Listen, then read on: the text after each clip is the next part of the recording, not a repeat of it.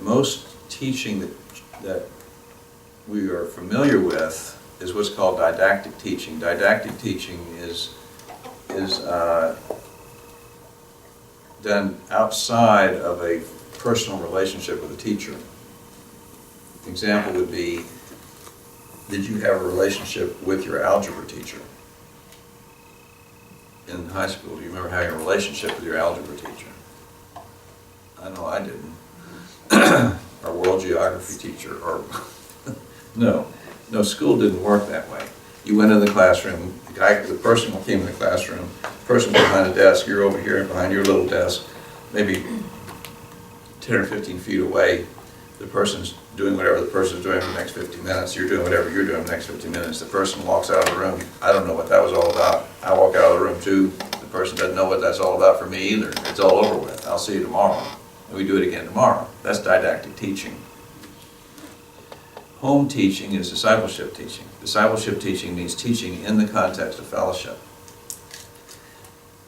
Teaching in the context of fellowship is a risky thing, but it's also a very effective thing if it's done well. The risk of it is losing authority. The reason you lose authority in fellowship is because the two things don't go in the same sentence.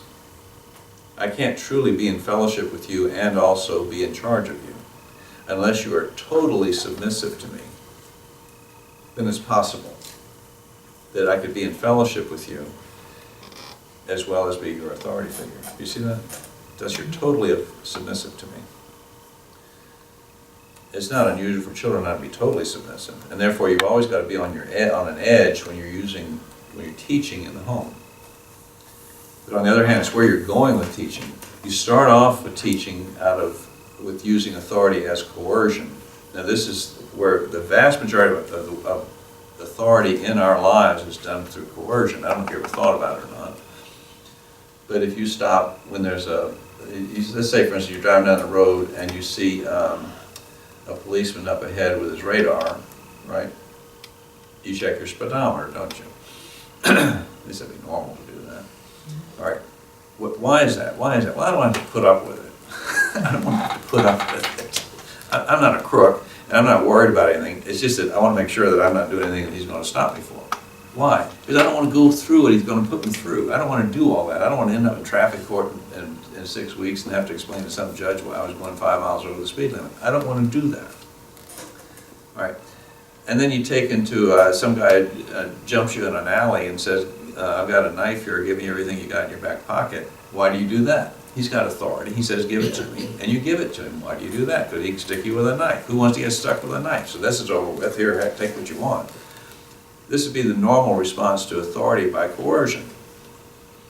Children do not have insight into who you are for a while. But they do see that you're bigger and stronger. That's what Angela found out that day. That Abby, a little over 1 year of age now, could look at Mom and say, "Ooh, where'd you come from? My gosh, you're 6 times my size. I didn't know you were that big. How come I didn't know you were that big? Well, I never really showed it to you before. I never showed you how big I am. I'm a big guy compared to you. I got all kinds of options you don't have. I can pick you up with one hand. Think about it. You should do what I say." That's how authority works then with a baby. But as you get into older children, if that's the only reason they obey is by coercion, you'll find it stops working after a while. If the only reason they obey is by coercion, and the reason is because they get as big as you are. And once they get as big as you are, and thinking, and they've got all kinds of resources just like you do, they can face you down. And now your authority doesn't work anymore because all you did was coercive authority. But somewhere in there, and I'm speaking now fairly early, and this is what Angie did by age 3. She was already working with it with Abby. She was moving toward fellowship and saying fellowship will bring you back, whereas coercion only just causes you to defy me worse. I don't need your rejection of my authority. I need you to accept my authority, and you will accept my authority because you miss me.